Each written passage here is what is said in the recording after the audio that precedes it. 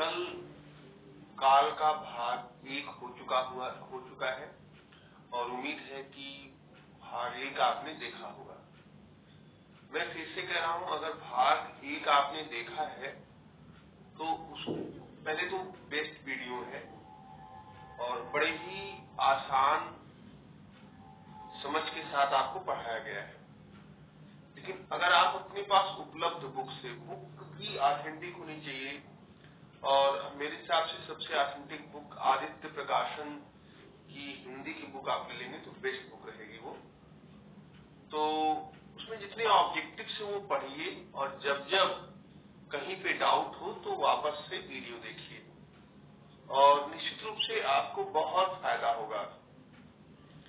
तो पार्ट 2 में हमने बस कुछ 7 प्रश्न उठाए हैं जो कि थोड़ा सा उसमें नहीं कवर हो पाया और जिसमें थोड़ा सा हमें लगा कि बात आप लोग के साथ कर लेनी चाहिए।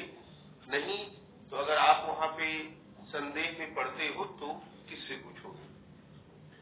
जिसे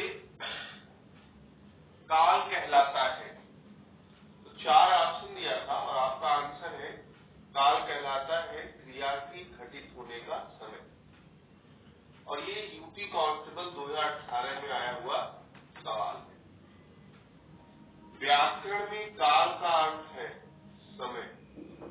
ये भी यूपी कांस्टेबल 2018 में आया हुआ सवाल है।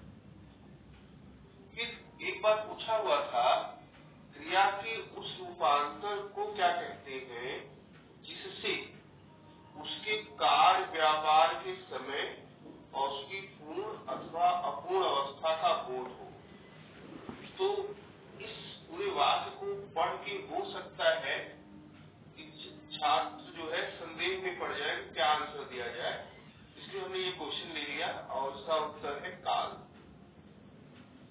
वह पहुंचा ही होगा कौन सा काल है।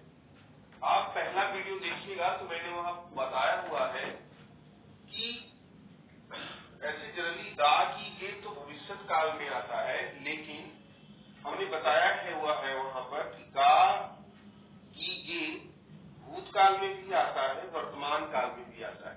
वो भी कहां? संदिग्ध भूतकाल में और संदिग्ध वर्तमान काल में। लेकिन उसका उत्तर आसन्न भूत है। क्यों? ही लग जाने से। अब देखिए मेन क्या है कि हर चीज को एक सहारे से नहीं पढ़ाया जा सकता, समझ भी होनी चाहिए। जैसे वह पहुंचा ही होगा, मतलब वो कहीं बस जैसे मान लीजिए कि कोई अपने ननिहाल जा रहा है, अब वहां पे आधा घंटे का रास्ता है, ठीक है, तो अब आधा घंटा बीत चुका और लगभग 45 मिनट बीत चुका। तो अगर आप आपस में बात करेंगे तो क्या करेंगे? वह पहुंचा ही होगा, यानी ये तो कंफर्म है ना, तो ये कंफर्मेशन है। तो ये आसन्न भूत यानी वर्तमान से थोड़े पहले की बात है।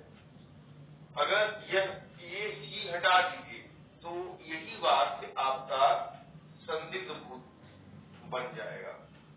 लेकिन ही केवल एक जो है इसको हम बोल सकते हैं निपात। अब निपात की बात आप जो है हिंदी की प्लेलिस्ट में जाके देख सकते हैं कि निपात क्या होता है, वहां पे पड़ा हुआ है।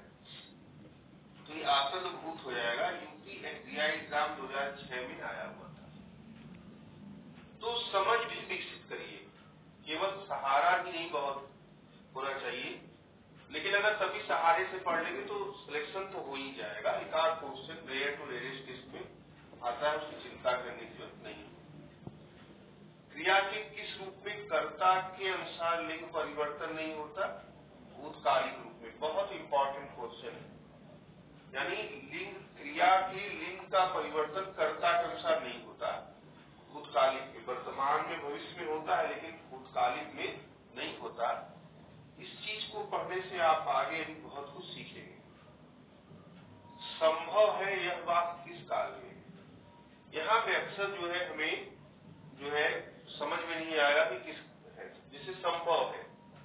अब आप इसको थोड़ा वाक्य प्रयोग करिए या अपने को विजुअलाइजेशन की उदाहरण के रूप में समझिए।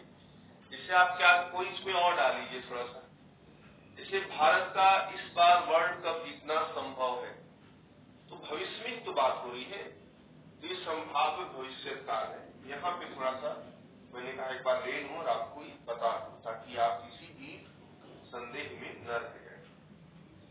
अच्छा, निम्न में से कौन सा भूतकाल के भेद में नहीं आता? तो संभाव्य भूतकाल नहीं होता, संभाव्य वर्तमान काल होता है, संभाव्य भविष्यत काल होता है, लेकिन संभाव्य भूतकाल नहीं होता। तो आप के लिए मैंने जो उत्तर प्रदेश पुलिस सिपाही की भर्ती 17 और 18 फरवरी को होनी है, उसमें काल मैंने कंप्लीट करा दिया है। इतना पढ़िए और अपने पास जो बुक हो उससे आप सारे ऑब्जेक्टिव प्रश्न पढ़ लीजिए। जो न समझ में आए फिर से उसी चीज को समझने के लिए ये वीडियो फिर से रिपीट करिए। ऐसा तब तक करिए जब तक कि सारी बातें क्लियर न हो, और जो भी माध्यम से टेस्ट दे रहे हैं उस माध्यम से टेस्ट दीजिए। मैं भी आपको एक अपना जो है कोड प्रोवाइड करूंगा, तो उस माध्यम से आप जो है टेस्ट देंगे तो आपको अच्छा रहेगा। तो टेस्ट दीजिए, किताब पढ़िए और वीडियो मेरा देखते रहिए। निश्चित रूप से बहुत अच्छा आप करके आएंगे। और अगला जो आपको टॉपिक मिलेगा वो है वाच।